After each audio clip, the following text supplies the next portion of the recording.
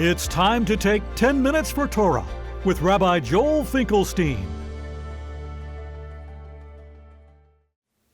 Welcome to our discussion of Parshat Vayikra, the prime directive. Parsha opens up and says, Adam ki yakriv mikem korban lashem. If the person, Adam, literally Adam, maybe a person, if he brings a sacrifice from among you, Adam, what's going on here? So Rashi says, Yakriv mikem, just Adam. Who's Adam? Adam Arishon. Just like Adam brought from his own because there was no one else to steal from, so too you should bring from your own. Don't bring something stolen. After all we know, it says in Yeshaya Samach Gimel, Isaiah 63, Sonei Gezabola. God is someone who hates stolen things among sacrifices. In this sense, Rashi believes, based on the Medrash, that the Torah is taking us back to Adam, taking us back to Genesis.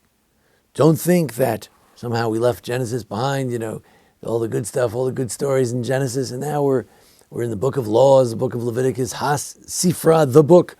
This is the main book of laws and all the laws of the sacrifices, and eventually all the laws in Parshat Kedoshim, all kinds of laws. No, going back to Adam. So Tzur Hamor was both a mystic and he was a rabbi in Spain, then he had to go to Portugal, he had to go to North Africa, lived around the expulsion from Spain. He said,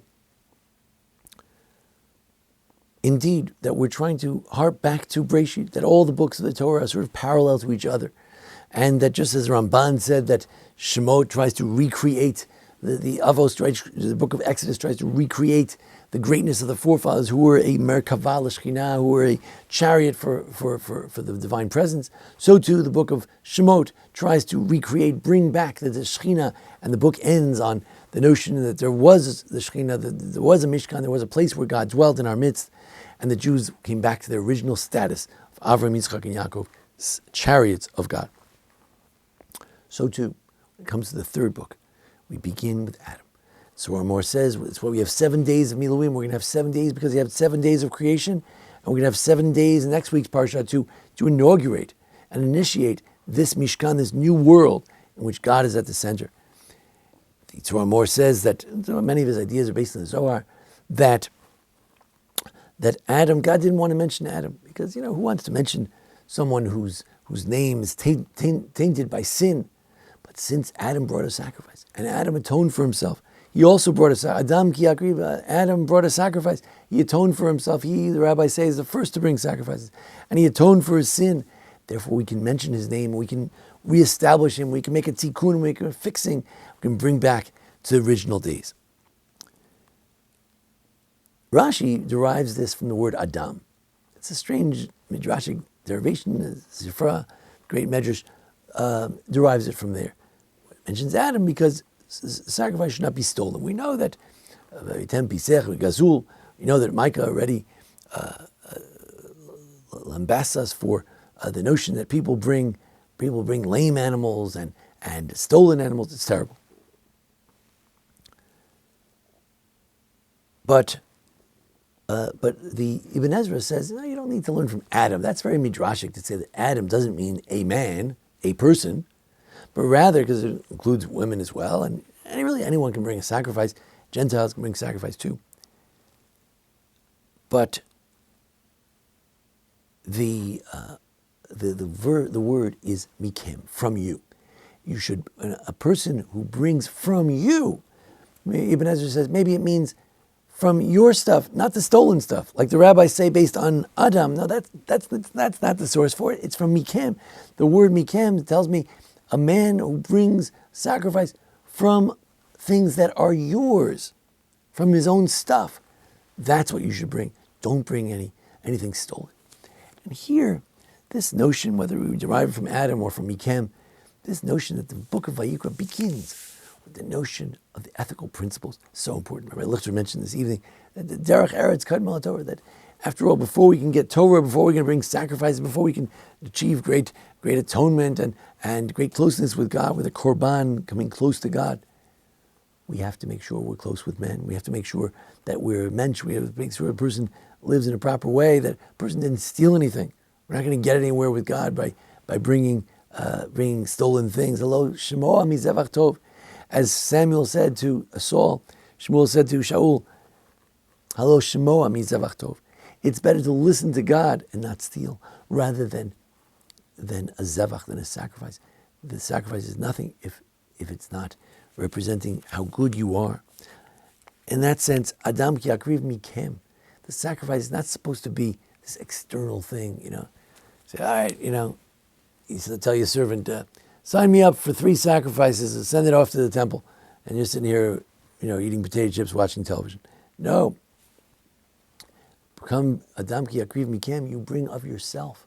As Ramban explains, when you see a sacrifice on the altar, you say, wait a second. Kidneys, I have kidneys. The spleen, I have a spleen. And innards as all kinds of intestines, I have intestines too. And you begin to realize that they're slaughtered from the neck. I have a neck too.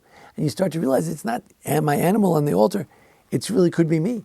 And as Reb Shalom Karmi pointed out, in the days when people were farmers and they raised the animal, they knew the animal. This is Bessie. And you start crying and you say, "Oy, Nebuch, Bessie's dead." And it could have been me. I should really offer myself. As Isaac put himself on the altar, I should be on the altar.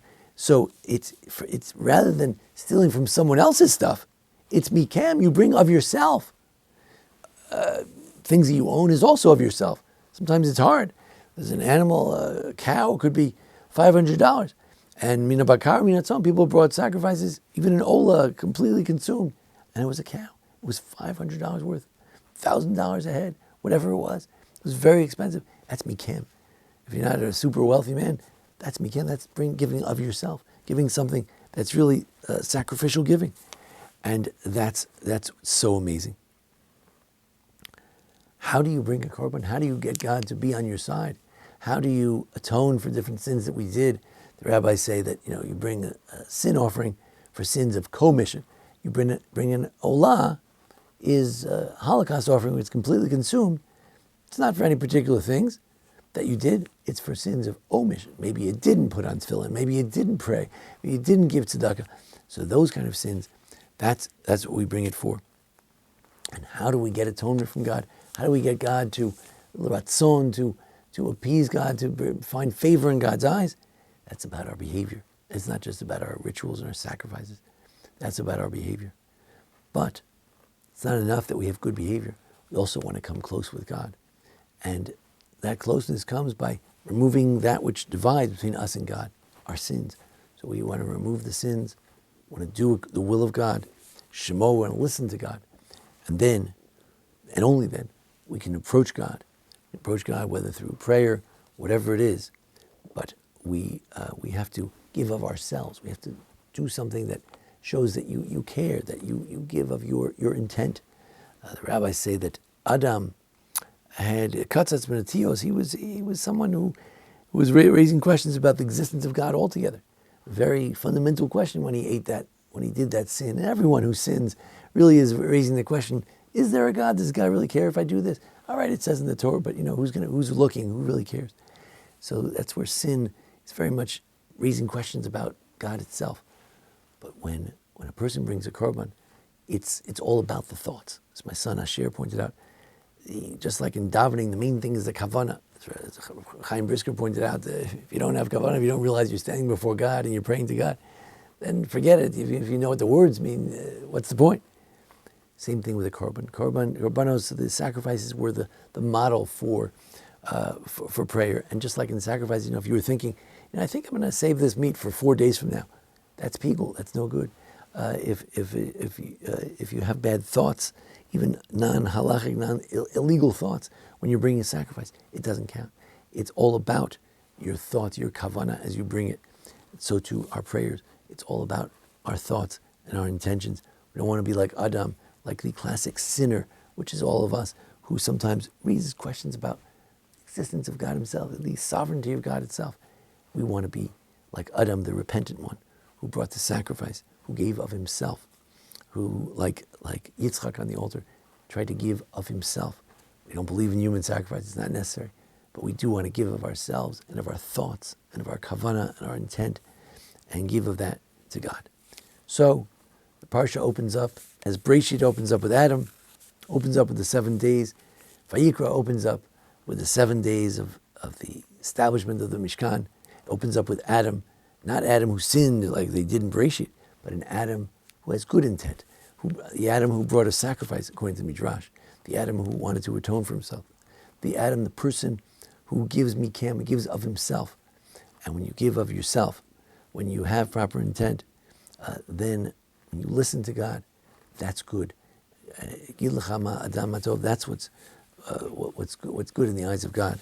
And when we walk in the eyes of God, then hopefully, Adam ki yakriv mikam, a person who wants to come close with God. If we don't have all those sins, if we don't have all that baggage, if we're not doing poorly between our relationship with other people, then hopefully God will indeed accept our prayers. Hopefully not only our individual prayers, but also our collective prayers for Yeshuos and Nechamos, for good things for us, the Jewish people, as we approach Pesach, wish everyone sees some Pesach, a good Pesach, a kosher v'sameach, a happy, and also a kosher Pesach, Pesach where we listen to the Word of God, where we try with all of our intent, we give of ourselves in making Seder, the Sedarim, all the learning, all the entire holiday of Pesach into something that's not only are we listening to God, but we do so with intent and we give of ourselves. Thank you for joining us here at the Baron Hirsch Congregation for our discussion of Vayikra. Join us each week for our discussion of the Parsha. Next week we'll get into the holidays as well, God willing. And thanks to Jason Lefkowitz, our producer. We appreciate it. Thank you. This has been 10 Minutes for Torah with Rabbi Joel Finkelstein.